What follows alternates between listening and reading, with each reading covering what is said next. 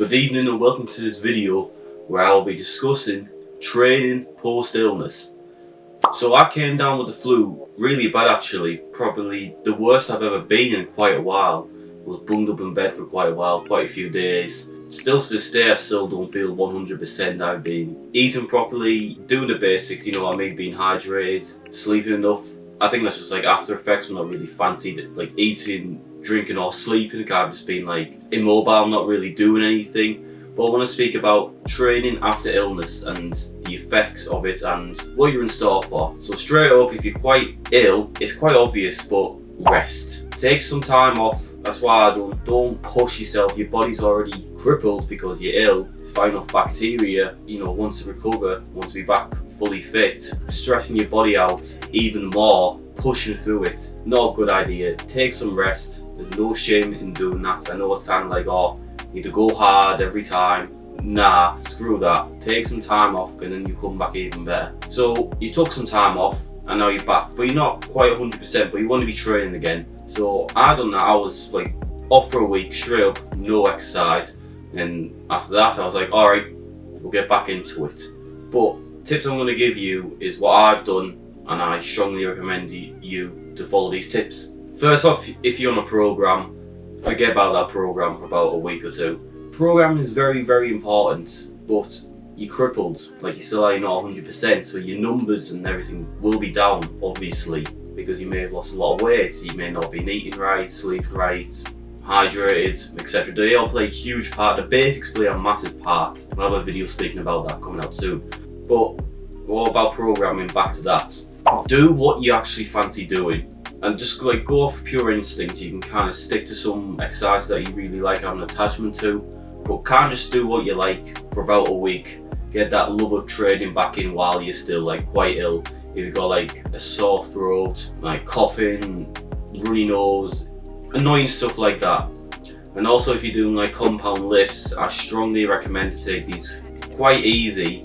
And as well, I wouldn't advise doing like high reps as well, because you're putting more stress on your body.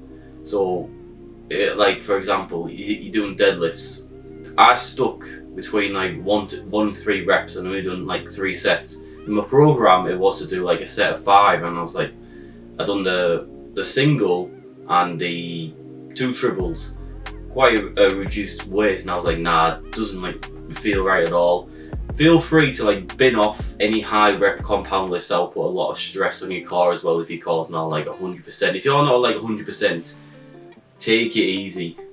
Plain and obvious, but take it easy. On like some isolation exercises you can still like take them hard, but I'd say compounds, if you're gonna do them at quite reduced weight and low reps, just for the time being. And go off course on your program for like a week or two. Just like pause it and then come back in a week or two when you're like 100% fully fit and ready to commit, because most important thing is to enjoy your training. If I'm ill, I'm already in like a bad mood because I'm ill. I don't want to be doing stuff I don't really want to do or stuff that will put me off. So I talked about deadlifts, and the one was I had programmed in to do like a set of 8 on squats. I done 3 sets of 4, then it got to like the 4th set, so the set of 8, and again after about 3 reps I was like, nah, I don't fancy that. I can always come back to it again like a week after or a week or two, depends how like I'm feeling. You gotta listen to like your body, what it's trying to say as well. You are like crippled, like I said, because you're ill. Take it easy on the compounds. Also, since your body's in recovery mode, already fighting off an illness, general recovery for your muscles that you're stressing out will take longer. So as well, on the Monday I done bench press and dumbbell bench. It wasn't until Friday till my chest was like fully recovered. It was still like quite achy, quite fatigued from it, and I didn't do, like I said, I took it quite easy and it was already quite fatigued. So on the Thursday I also do a bench variation. I decided just to scrap that and didn't do any bench until Saturday, and so not Friday, Saturday. So I took 5 days to recover from fatigue. That's how long it takes as well. Of course, during that time the basics weren't on point, so that has played a part as well, but your body's already fighting off illness. Recovery just takes longer as well. And again, make sure the basics are up to scrap. Like you're eating, you get enough calories in, Sleeping, are you getting good sleep and being hydrated? All these things contribute massively.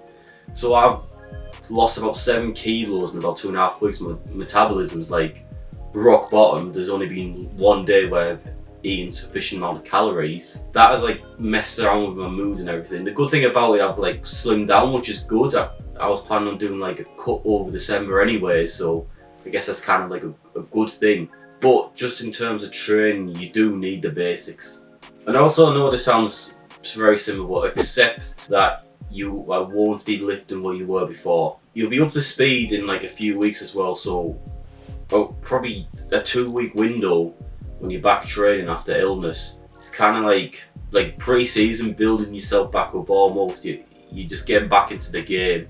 Even like just doing like some exercise, it takes a while to get like back used to doing them, like how the movement goes, like for the compounds, like deadlifting, squats as well. It's like the movement pattern all comes back like muscle memory. It's like, oh, I remember how to do this now. Even though it's like not a huge break you've took, maybe like a week or 2 from doing it, it's kind of like, oh, I'm back training again.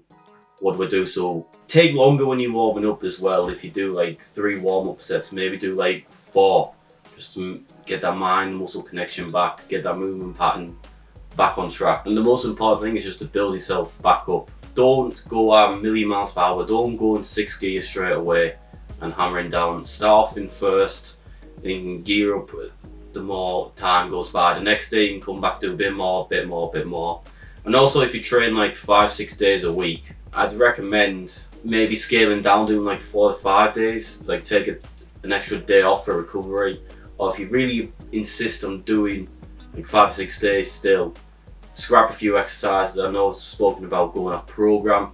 You don't need to be doing how many exercises. Again, you have to just take it easy, and then in a few weeks you'll be back flying, trust me. I know I will be.